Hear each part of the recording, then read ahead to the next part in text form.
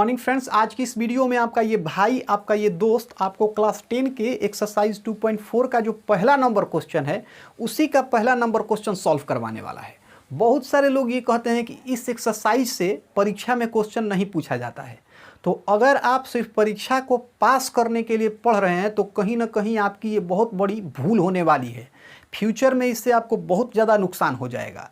मैं आपको ये सजेस्ट करूँगा कि अगर आप क्लास 10 में पढ़ रहे हैं तो जितने भी ऐच्छिक एक्सरसाइज हैं आप उनको भी सॉल्व कीजिए, क्योंकि कुछ ना कुछ हमें उन एक्सरसाइज से सीखने के लिए ज़रूर मिलेगा। तो इस एक्सरसाइज को कम से कम आप सीखने के लिए ज़रूर पढ़िए। और इस एक्सरसाइज में जितने भी क्वेश्चन हैं रियल में बहुत ही इंप्रेसिव क्वेश्चन है, उनसे हम लोग बहुत सारी चीज़ें सीख सकते हैं। यहाँ पे इस क्वेश्चन को सॉल्व करने के लिए मैं आपको बहुत ही यूनिक कॉन्सेप्ट और बहुत ही डिटेल्स में कॉन्सेप्ट को समझाने वाला हूँ। ऐसा नहीं कि लब लब लब लब करके सारा चीज़ एकदम खत्म हो गया। वीडियो थोड़ी सी लंबी हो जाएगी क्योंकि इसमें जितनी भी छोटी छोटी चीज़ें हैं मैं उन सारी चीज़ों को आपको समझाऊंगा। कुछ ऐसे भी इसमें मैं आपको कॉन्सेप्ट बताऊँगा जो क्लास 9 से यहाँ पे आए हैं और उनको हम लोग यहाँ पे अप्लाई करेंगे। आप वीडियो के अंत तक पूरा बने रहिए, पूरा वीडियो को देखिए, आपको खूब अच्छे से ये चीज़ समझ में आ जाएगा। तो आइए हम लोग सबसे पहले देखते हैं कि इस क्वेश्चन में हमसे क्या कहा जा रहा है। तो यहाँ हमें एक बहुपद दिया गया है और इसके सामने हमें 3 संख्याएं दी गई हैं। हमें ये बताना है कि ये जो तीनों संख्याएं हैं इस बहुपद की शून्यक हैं या नहीं। अगर हमें पता चल जाता है कि ये तीनों संख्याएं इस बहुपद की शून्यक हैं तो इसके बाद हमें दूसरा भी काम करना है। क्या करना है? हमें इस बहुपद के गुणांक और इसी बहुपद के शून्याक के बीच में जो संबंध है उसका सत्यापन करना है। मैं आपको एकदम डिटेल्स में बताऊंगा कि हम लोग कैसे पता करेंगे कि दिया गया संख्या किसी बहुपद का शून्यक है या नहीं। हम लोग ये भी सीखेंगे कि आखिर किसी भी बहुपद के गुणांक का मतलब क्या होता है और कैसे बहुपद के गुणांक और उसके शून्यांक के बीच हम संबंध के सत्यता की जांच कर सकते हैं। आइए सबसे पहले हम ये चेक करते हैं कि ये तीनों संख्याएं इस बहुपद की शून्यक है या नहीं। इसके लिए हम क्या करेंगे, बारी बारी से इन तीनों संख्याओं को इस बहुपद में x के जगह पे रखेंगे, फिर इस बहुपद को हल करेंगे। बहुपद को हल करने के बाद अगर हमें वैल्यू 0 मिल जाता है तो हम कहेंगे कि ये जो तीनों संख्याएं इस बहुपद का शून्यक हैं, और अगर हमें वैल्यू 0 नहीं मिलता है तो हम कहेंगे कि ये तीनों संख्याएं इस बहुपद की शून्यक नहीं है। तो आइए पहले हम चेक करते हैं कि ये तीनों शून्यक है या नहीं। इसके लिए हम लोग इस पूरे बहुपद को px मान लेंगे। तो यहाँ हम लोग लिखेंगे कि माना px बराबर 2x का power 3 plus x square minus 5x plus 2। अब यहाँ क्या करेंगे, हम इस पूरे बहुपद में पहले x के जगह पे 1/2 रखेंगे। तो p ज्यों का त्यों और x के जगह पे हमने रख दिया 1/2। अब 2 ज्यों का त्यों x के जगह पे रखेंगे 1/2, तो यहाँ हो जाएगा 1/2 का पावर 3 प्लस एक्स स्क्वायर माने 1/2 का स्क्वायर माइनस 5x, 5 ज्यों का त्यों और x के जगह पे 1/2 प्लस 2। अब हम लोग इसे हल कर देंगे। तो देखिए 2 ज्यों का त्यों, 2 यहाँ ज्यों का त्यों हो जाएगा। 1/2 के पावर 3 का मतलब होता है 1/2 गुना 1/2 गुना 1/2। अब ऊपर 1 है तो 1 को कितना बार भी आप गुना कीजिएगा एक ही आएगा। 2 दूनी 4 दूनी 8, मतलब हमें मिल जाएगा 1/8। तो यहाँ लिख देंगे गुना 1/8 प्लस 1/2 के स्क्वायर का मतलब हुआ 1/2 को 2 बार गुना करना। तो 1/2 गुना 1/2 को हल करेंगे तो ऊपर तो 1 ही रह जाएगा, नीचे 2 दूनी 4 हो जाएगा, मतलब हमें मिल जाएगा 1/4। अब इसके बाद -5 में 1 से गुना कराएंगे तो -5 और नीचे 2 ज्यों का त्यों प्लस 2। अब यहाँ पे इसको हम आगे सॉल्व कर देंगे तो 2 चौका यहाँ हमारा हो जाएगा 8। अब ऊपर 1 है नीचे 4 है तो इसको 1/4 लिख देंगे प्लस 1/4 यहाँ पे भी -5/2 प्लस 2। अब इसके नीचे हम खुशी खुशी अपने मन से 1 डाल देंगे। अब हम लोग इसे सॉल्व कर देंगे। तो नीचे वाले संख्या का हम क्या करेंगे, लघुत्तम निकालेंगे। तो 4 4 2 1 का लघुत्तम हो जाएगा हमारा 4। 4 एकम 4, 1 में 1 से गुना करेंगे तो 1 प्लस 4 एकम 4, 1 में 1 से गुना करेंगे तो फिर 1 माइनस है तो माइनस 2 दूनी 4, 2 में 5 से गुना करेंगे तो 10 प्लस 1 चौका 4, 4 में 2 से गुना करेंगे तो 8। अब 1 1 2 और 2 8 हो जाएगा हमारा यहाँ 10। इसके बाद है -10, मतलब ये वाला -10 यहाँ हम लोग लिख देंगे और नीचे 4। 10 में से 10 घटेगा तो 0 और नीचे है 4। 0/4 को सॉल्व करेंगे तो हमें 0 मिल जाएगा। अब यहाँ हमने ये देखा कि जब 1/2 को इस पूरे बहुपद में हमने x के जगह पे रखा और इस बहुपद को हल किया तो हमें वैल्यू क्या मिल रहा है, 0 मिल रहा है। इसका मतलब 1/2 जो है ये इस पूरे बहुपद का शून्यक होगा। अब यही काम जो है हम इन दोनों के साथ भी करेंगे। पहले हम 1 को इस पूरे बहुपद में x के जगह पे रखेंगे और सॉल्व करेंगे और चेक करेंगे कि 0 आ रहा है कि नहीं। फिर -2 को इस पूरे बहुपद में x के जगह पे रखेंगे और फिर चेक करेंगे कि 0 आ रहा है कि नहीं। तो अगर हम 1 को और फिर -2 को इस पूरे बहुपद में x के जगह पे रख के चेक करेंगे तो आपको 0 ही मिलेगा। मैंने ऑलरेडी ये चेक कर लिया है। तो ये काम आप खुद से कर लीजिएगा। मैंने अभी जो 2 काम बताया है कि 1 और -2 को इस पूरे बहुपद में x के जगह पे रख के चेक करना है, ये काम आप खुद से कर लीजिएगा, ठीक है। अब जो हमारा पहला काम था वो तो हो गया, हमने ये चेक कर लिया कि ये जो तीनों संख्याएं हैं इस बहुपद की शून्यक है या नहीं। तो अभी मैंने आपको बताया कि जब आप इस पूरे बहुपद में 1/2 को तो मैंने रख के बता दिया, जब आप पूरे बहुपद में x के जगह पे 1 और -2 को रखिएगा ना तो आपको 0 ही मिलेगा। तो एक चीज़ तो क्लियर हो गया कि 1/2 1 और -2 जो है इस पूरे बहुपद का शून्यक है। अब हम बहुपद के शून्यक और बहुपद के गुणांक के बीच जो संबंध है उसका सत्यापन करेंगे, और ये बड़ा इंपॉर्टेंट चीज़ है, इसको आप थोड़ा डिटेल्स में अच्छे से समझिएगा। तो अगर आप चाहें तो इसका स्क्रीनशॉट आप एक ले लीजिएगा। अब मैं इसे मिटा दे रहा हूँ। तो देखिए यहाँ पे जब हम बहुपद के शून्यक और बहुपद के गुणांक के बीच संबंध के सत्यता की जांच करेंगे तो इसके लिए कुछ बेसिक कॉन्सेप्ट हम लोगों को समझ लेना आवश्यक है। पहला कॉन्सेप्ट ये है कि आप जब भी कोई त्रिघात बहुपद लिखते हैं, कैसा बहुपद लिखते हैं, त्रिघात बहुपद लिखते हैं, तो जो त्रिघात बहुपद का सामान्य रूप होता है वो होता है ax3 + bx² + cx + d। ध्यान से सुनिए, आप कोई भी त्रिघात बहुपद अगर लिख रहे हैं तो उसका जो साधारण रूप होता है वो होता है ax³ + bx² + cx + d। अब यहाँ मैं आपको त्रिघात बहुपद क्यों समझा रहा हूँ, क्योंकि देखिए हमारा ये जो क्वेश्चन है ना ये त्रिघात बहुपद है। मुझे कैसे पता चला त्रिघात बहुपद है? इस बहुपद में अगर आप देखें तो x का अधिकतम घात क्या है, 3 है। इसका मतलब ये त्रिघात बहुपद है। अगर किसी बहुपद में x का अधिकतम घात 2 है ना तो इसका मतलब वो द्विघात बहुपद है। तो आपको समझ में आ गया कि ये एक त्रिघात बहुपद है। अब त्रिघात बहुपद का जो सामान्य रूप होता है वो कुछ इस प्रकार से होता है। अब थोड़ा समझ लीजिए कि इसमें a, b, c और d क्या है। तो देखिए यहाँ जो a है ना इसे x³ का गुणांक कहते हैं। a को क्या कहते हैं, x³ का गुणांक कहते हैं। ये जो b है ना इसे x² का गुणांक कहते हैं। b को x² का गुणांक कहते हैं। c को x का गुणांक कहते हैं। और d जो है ना इसे अचर पद कहते हैं। d को क्या कहते हैं, अचर पद कहते हैं। ये चीज़ तो आपको समझ में आ गया। अब देखिए अगर आप इस बहुपद को इस बहुपद के साथ तुलना करें तो यहाँ आप देखिएगा कि इस बहुपद में x³ का गुणांक क्या है, 2 है। अब x³ के गुणांक को तो हम a कहते हैं, इसका मतलब यहाँ a = क्या हो जाएगा, 2 हो जाएगा। तो यहाँ हम लोग लिख देंगे a = 2, ये आगे काम करेगा। a = 2 हमने लिख दिया। अब थोड़ा b पे नज़र दौड़ा देते हैं। तो देखिए b तो x² का गुणांक है, इसमें x² का गुणांक क्या है, यहाँ x² का गुणांक कुछ नहीं है तो आप अपने मन से 1 लिख देंगे। आप x² लिखिए या 1x² लिखिए, दोनों एक ही चीज़ है। तो यहाँ x² का गुणांक b था, अब यहाँ x² का गुणांक हमें क्या मिला, 1 मिला। इसका मतलब b का मान क्या हो जाएगा, 1 हो जाएगा। तो b बराबर यहाँ हम 1 लिख देंगे। अब देख लेते हैं c को। तो c तो यहाँ x का गुणांक है। अब इसमें x का गुणांक क्या है, तो इस x का गुणांक इसमें -5 है, मतलब c बराबर हो जाएगा हमारा -5। अब देखिए इसमें d जो है ये अचर पद है। d क्या है, अचर पद है। तो इस बहुपद में अचर पद हमें क्या दिखाई दे रहा है, 2, मतलब d बराबर यहाँ हमारा क्या हो जाएगा, 2। a, b, c और d का मान हमने निकाल लिया। अब आप एक और चीज़ समझिए, जब आप द्विघात बहुपद लिखते हैं तो द्विघात बहुपद के जो शून्यक होते हैं, ध्यान से सुनिए, जब आप द्विघात बहुपद लिखते हैं तो द्विघात बहुपद में जो शून्यकों की अधिकतम संख्या होती है वो 2 होती है। कितनी होती है, 2 होती है। उसी तरह से ध्यान दीजिए कि जब आप त्रिघात बहुपद लिखिएगा तो त्रिघात बहुपद में जो शून्यकों की अधिकतम संख्या होगी वो 3 होगी। कितनी होगी, 3 होगी। और कोई भी अगर आप त्रिघात बहुपद लिख रहे हैं तो त्रिघात बहुपद के जो शून्यक होते हैं इनका कुछ नाम होता है। क्या होता है, नाम होता है। तो त्रिघात बहुपद के जो शून्यक होते हैं इन्हें हम अल्फा, बीटा और गामा से सूचित करते हैं। एक को अल्फा बोलते हैं, दूसरे को बीटा और तीसरे को गामा। आप इस बात को माइंड रखिएगा।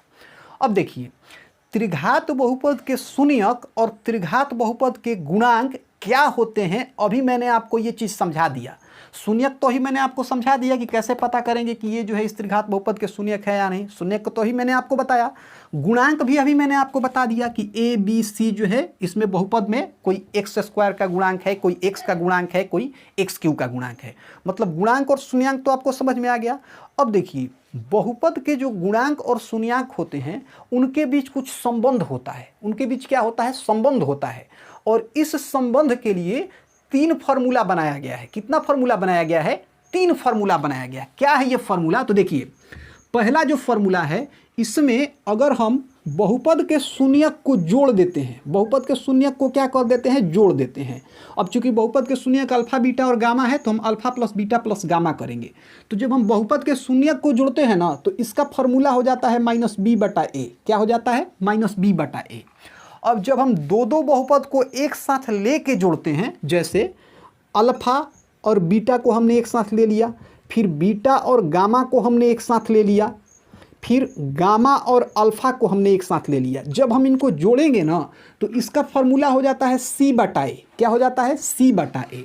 और जब हम लोग बहुपद के शून्यक को आपस में गुना कराते हैं, मतलब जब हम लोग alpha into beta into gamma लिखते हैं तो इसका फार्मूला हो जाता है d/a। इसका फार्मूला क्या होता है? d/a।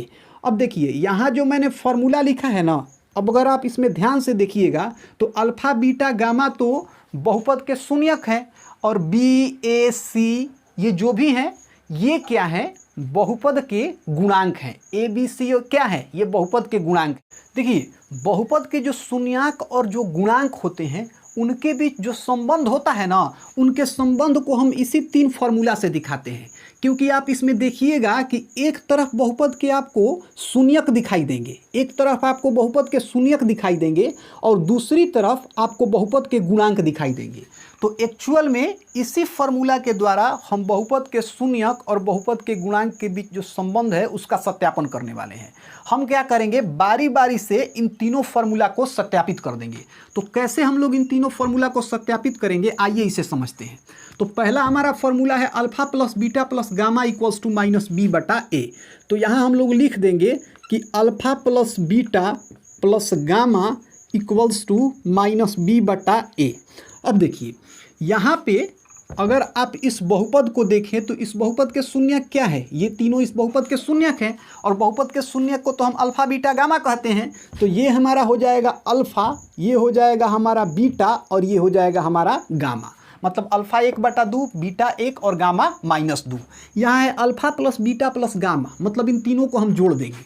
तो यहाँ लिखेंगे 1/2 प्लस 1 प्लस -2 बराबर इधर है -b/a। तो माइनस जो का त्यों, b बराबर है 1 तो यहाँ 1 लिख देंगे और a बराबर यहाँ है 2 तो यहाँ 2 लिख देंगे। अब हम लोग इसे हल कर देंगे।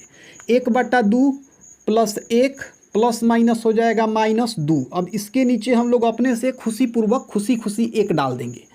अब यहाँ पे 2 1 1 का लघुत्तम 2 हो जाएगा। 2 एकम 2, 1 में 1 से गुना करेंगे तो 1 होगा प्लस 1 दूनी 2, 2 में 1 से गुना करेंगे तो 2 होगा माइनस 1 दूनी 2, 2 में 2 से गुना करेंगे तो 4 होगा और इधर -1/2 पहले से ही है। अब 1 और 2 हो जाएगा 3 और यहाँ है -4/2 बराबर -1/2। अब 3 में से अगर 4 को हम घटाएंगे तो हमें -1 मिलेगा। तो यहाँ हम लोग लिख देंगे -1 और नीचे तो 2 है ही, तो इधर हमें मिला -1 यहाँ हमें मिला -1/2। अब इधर भी हमारे पास ऑलरेडी है -1/2। तो हम देख रहे हैं कि इधर वाला नंबर और इधर वाला नंबर हमें बराबर मिल रहा है। तो इसको हम LHS बोलते हैं, लेफ्ट हैंड साइड, या फिर हिंदी में हम इसको बायां पक्ष बोलते हैं। इसको RHS अर्थात राइट हैंड साइड और हिंदी में दायां पक्ष बोलते हैं। तो आप चाहें तो LHS बराबर RHS भी लिख सकते हैं, आप चाहें तो बायां पक्ष बराबर दायां पक्ष भी लिख सकते हैं। अब इस तरीके से यहाँ हम लोग लिख देंगे LHS बराबर RHS, LHS बराबर RHS। और जो हमारा पहला फार्मूला था, हम अपने पहले फार्मूला का वेरिफिकेशन अब कंप्लीट कर लिए हैं। अब हम लोग अपने दूसरे फॉर्मूला का वेरिफिकेशन करेंगे, अर्थात हम लोग अब अपने दूसरे फॉर्मूला का सत्यापन करेंगे। तो दूसरे फॉर्मूला का सत्यापन हम लोग यहाँ पे इसको कर देते हैं। जो हमारा दूसरा फॉर्मूला है ये है alpha into beta plus beta into gamma plus gamma into alpha. तो यहाँ लिखेंगे alpha into beta plus beta into gamma plus gamma into alpha equals to हमें मिल रहा है C/A, दूसरा फॉर्मूला। तो देखिए अल्फा इंटू बीटा, अल्फा 1/2 और बीटा 1, मतलब 1/2 गुना 1 plus beta into gamma, beta है 1 और गामा हमारा है -2 plus gamma into alpha, gamma -2 और अल्फा 1/2, तो -2 गुना 1/2 बराबर है C/A। C क्या है -5 और A है 2, मतलब हम लिखेंगे -5/2। अब हम लोग इसे हल कर देंगे। 1/2 को 1 से गुना करेंगे तो 1/2, अब 1 में -2 से गुना करेंगे तो -2 और माइनस प्लस हो जाएगा यहाँ माइनस, मतलब हमें मिलेगा -2। अब देखिए ये जो 2 है इस 2 को ख़त्म कर देगा, मतलब यहाँ हमें मिला -1 और इसके पहले प्लस है तो प्लस माइनस क्या हो जाएगा, माइनस ही हो जाएगा, मतलब यहाँ हमें मिला -1 बराबर है हमारे पास -5/2, तो यहाँ -5/2 लिख देंगे। इसके नीचे हम लोग खुशी खुशी अपने मन से 1 डाल देंगे। अब हम क्या करेंगे, 2 1 का लघुत्तम निकालेंगे तो यहाँ हमें 2 मिल जाएगा। 2 एकम 2 2 एकम 2, 1 में 1 से गुना करेंगे तो यहाँ 1 हो जाएगा, -1 दूनी 2, 2 में 2 से गुना करेंगे तो 4 हो जाएगा। 1 दूनी 2, 2 में 1 से गुना करेंगे तो 2 हो जाएगा, और इधर तो हमारे पास है ही -5/2। अब देखिए 1 ज्यों का त्यों, -4 और -2 हो जाएगा -6 और नीचे 2 ज्यों का त्यों, इधर हो जाएगा -5/2। अब 1 में से अगर 6 को हम घटाएंगे तो हमें मिलेगा -5, इधर मैं कर दे रहा हूँ। 1 में से 6 को अगर हम घटाएंगे तो हमें मिलेगा -5 और नीचे 2 ज्यों का त्यों, और इधर है -5/2, तो हम लोग लिख देंगे -5/2। अब देखिए दोनों तरफ हमें फिर बराबर मिल गया, मतलब यहाँ भी हम लोग लिख देंगे LHS बराबर RHS और हमारा काम हो जाएगा। तो जो हमारा दूसरा फॉर्मूला है इसका भी हमने वेरिफिकेशन कर लिया। अब हम लोग इसी का जो तीसरा फॉर्मूला है उसका वेरिफिकेशन करेंगे। तो आइए हम लोग यहाँ पहले तीसरे फार्मूला का वेरिफिकेशन कर लेते हैं। यहाँ A जो है वो हट गया है, मैं इसे फिर से यहाँ लिख दे रहा हूँ। A इक्वल्स टू हमारा कितना था, A इक्वल्स टू हमारा था 2, ठीक है। तो चलिए अब हम लोग जो हमारा तीसरा फार्मूला है उसका वेरिफिकेशन करते हैं। तो तीसरा फार्मूला हमारे पास है alpha into beta into gamma. तो यहाँ लिखेंगे alpha into beta into gamma equals to हमारे पास था -D/A, -D/A। अब यहाँ अल्फा के जगह पे हम लोग लिख देंगे 1/2 इंटू बीटा के जगह पे 1 लिखेंगे और गामा के जगह पे हम लोग -2 लिखेंगे, बराबर -D/A। तो चलिए D तो 2 है तो 2 के पहले हम माइनस लगा देंगे, बटा A क्या है 2 है। अब इसे हम सॉल्व कर देंगे तो यहाँ क्या होगा, ये 2 से 2 कैंसिल हो जाए। अब ऊपर तो हमें सिर्फ 1 ही दिखाई दे रहा है और यहाँ है माइनस, मतलब हमें मिल जाएगा यहाँ पे -1 बराबर। इधर अगर -2/2 को हल करेंगे तो इधर भी हमें मिल जाएगा -1, मतलब दोनों तरफ हमें -1 ही मिला। तो यहाँ भी LHS और RHS क्या है, बराबर है। बायां पक्ष और दायां पक्ष यहाँ भी क्या है, बराबर है। तो इसका मतलब जो हमारा तीसरा फार्मूला था इसका भी हमने वेरिफिकेशन कर लिया। और यहाँ पे हमें टोटल 3 ठो फार्मूला का वेरिफिकेशन करना था, और इसी फार्मूला का जो वेरिफिकेशन है इसे ही हम लोग बोलते हैं बहुपद के शून्यक और उनके गुणांक के बीच जो संबंध होता है उसका वेरिफिकेशन, अर्थात सत्यापन करना।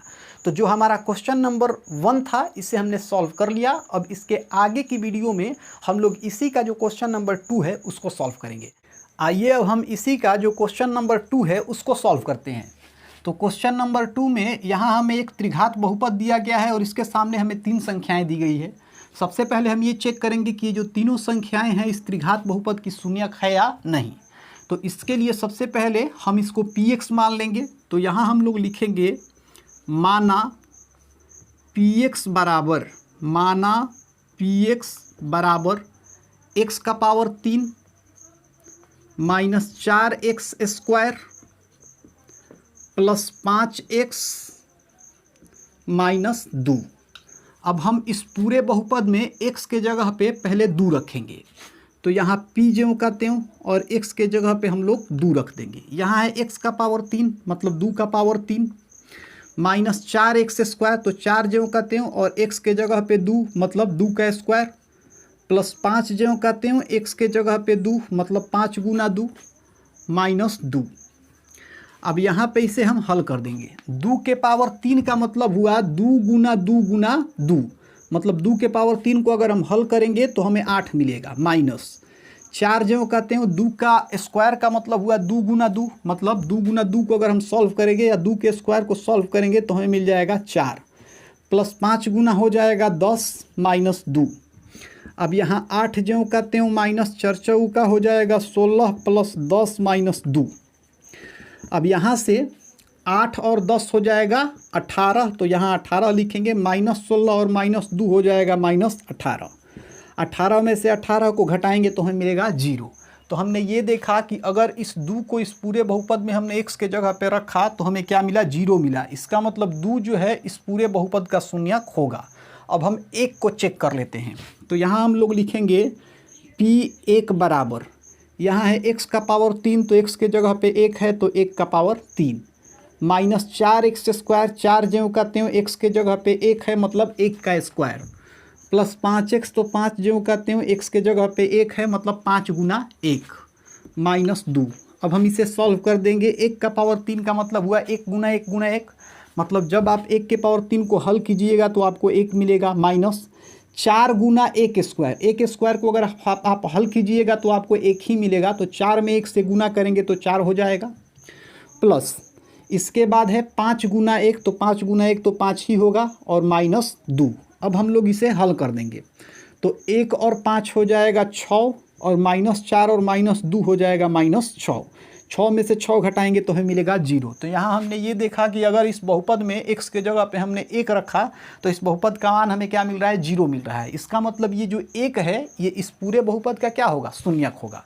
अब जो इसका तीसरा, इसके सामने जो तीसरा नंबर है वो भी तो 1 ही है, तो अभी हमने 1 को रख के चेक कर लिया, हमें वैल्यू क्या मिल रहा है, 0 मिल रहा है। अब अगर आप इस 1 को भी रख के चेक कीजिएगा तो आपको वैल्यू क्या मिलेगा, 0 ही मिलेगा। तो इसका मतलब ये है कि 2 1 1 जो है इस बहुपद के शून्यक होंगे। अब हम इस बहुपद के शून्यक और इसी बहुपद के गुणांक के बीच में जो संबंध है उसका सत्यापन करेंगे। तो इसके लिए मैं इसे यहाँ से मिटा देता हूँ, अगर आप चाहें तो इसका आप एक स्क्रीनशॉट ले सकते हैं। तो इसको मिटाने के बाद अब हम लोग यहाँ ये देखेंगे कि हम लोग कैसे हमारे पास जो बहुपद है उसके शून्यक और गुणांक के बीच हम संबंध के सत्यता की जांच करेंगे। तो सबसे तो पहले हम ये चेक कर लेते हैं कि इसमें a, b, c और d के जगह पे हमें क्या दिखाई दे रहा है। तो यहाँ पे a इक्वल्स टू हमारा हो जाएगा एक्स क्यू का गुणांक, तो एक्स क्यू का गुणांक यहाँ कुछ नहीं है तो हम 1 डाल सकते हैं, मतलब एक्स क्यू का गुणांक 1 है। इसका मतलब a बराबर हमें मिल गया 1। अब देख लेते हैं b को, तो b को तो हम एक्स स्क्वायर का गुणांक कहते हैं, तो एक्स स्क्वायर का गुणांक यहाँ पे है -4, मतलब b बराबर -4। अब यहाँ पे जो c है उसे हम x का गुणांक कहते हैं, तो c यहाँ हमारा है 5 और d को हम अचर पद कहते हैं, तो अचर पद इसमें है -2, मतलब d बराबर है -2। अब हम क्या करेंगे, हमारे पास जो भी फॉर्मूला है उस फॉर्मूला के हेल्प से बहुपद के शून्यक और उनके गुणांक के बीच संबंध का सत्यापन कर देंगे। तो पहला हमारा फॉर्मूला था alpha plus beta plus gamma equals to -b/a।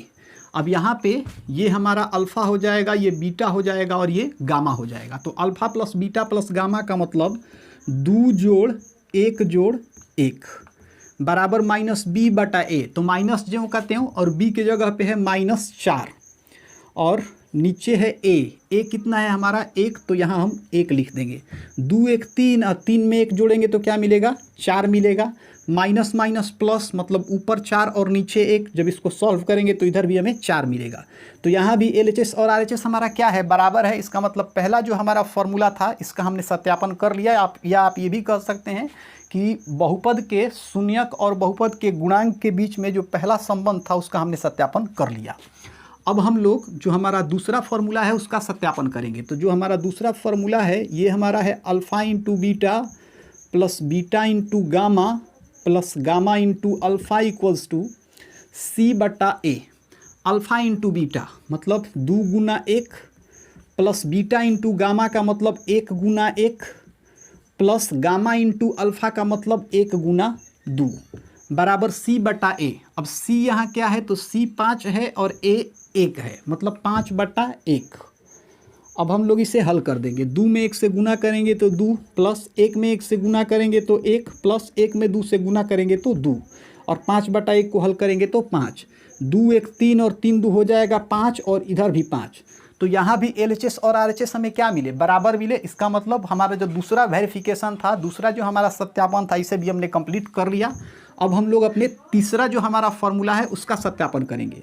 तो तीसरे फार्मूला में हमारे पास है alpha into beta into gamma equals to -d/a। चलिए, अल्फ़ा 2 है, बीटा 1 है और गामा भी 1 है, इक्वल्स टू -d/a। माइनस जो कहते हो, डी तो हमारा है -2, तो -2, और a के जगह पे हम लोग रख देंगे 1।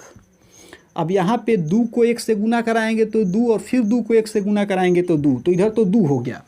अब यहाँ पे माइनस माइनस हो जाएगा प्लस, मतलब उधर हमें मिलेगा 2/1, या 2/1 को आप सॉल्व कीजिएगा तो आपको 2 ही मिलेगा। तो इधर भी हमारा उतना ही नंबर है जितना कि इधर, मतलब LHS और RHS यहाँ पे भी क्या है? बराबर है। तो इस तरीके से जो हमारा तीसरा फार्मूला था, इसका भी हमने वेरिफिकेशन कर लिया। तो यहाँ पे बहुपद के शून्यक और बहुपद के गुणांक के बीच जो भी संबंध था, इन संबंधों को हमने 3 फार्मूला के मदद से सत्यापित कर दिया, और जो हमारा क्वेश्चन नंबर 2 था, इसे भी हमने सॉल्व कर लिया। तो अगर आपको ये वीडियो अच्छी लगी हो तो इसे अपने दोस्तों के साथ शेयर कीजिए। मिलते हैं अपनी अगली वीडियो में।